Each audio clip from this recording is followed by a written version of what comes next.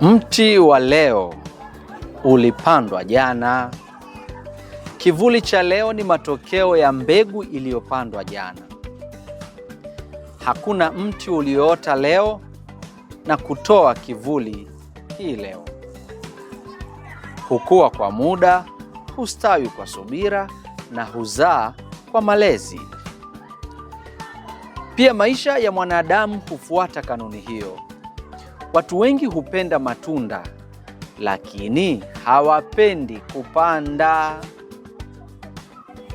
Wengi hutamani mafanikio, lakini hawapendi maandalizi ya kufikia mafanikio hayo. Wengi hutaka kivuli, hutaka matunda, lakini hawataki kubeba jembe. Lakini ukweli wa maisha ni kwamba mti wa leo haukupandwa leo, ulipandwa jana. Unapomuona mtu ametulia kifedha hii leo, huenda alianza kuweka akiba zamani. Unapomuona mwenye maarifa hii leo, huenda alianza kujifunza mapema. Unapomuona mwenye heshima hii leo, huenda alianza kujenga tabia njema siku nyingi zilizopita. Wahenga walisema asubuhi njema huandaliwa usiku. Kijana anayesubiri mpaka shida ifike ndipo aanze kujiandaa hufanana na mtu anayechimba kisima baada ya kukumbwa na kiu. Kijana anayesubiri mpaka shida imfike ndipo aanze kujiandaa hufanana na mtu anayechimba kisima baada ya kukabiliwa na kiu. Akiba huanza kabla ya uhitaji. Nidhamu huanza kabla ya mafanikio.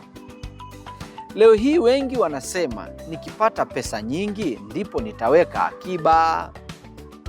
Lakini busara husema anza kuweka akiba kidogo kidogo ili siku moja upate vilivyo vingi.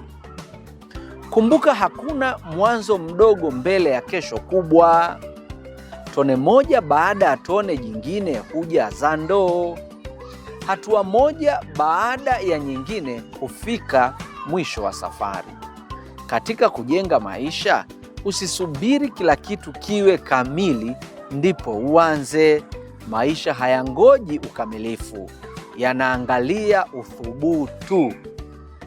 Maisha hayangoji ukamilifu wa kitu, maisha yanahitaji uthubutu.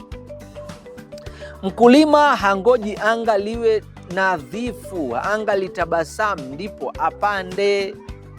Huanza na msimu ulio mbele yake. Usione leo kama siku ya kawaida. Leo ni shamba la kesho. Mti wa leo ulipandwa jana na kivuli cha kesho kinapandwa hii leo.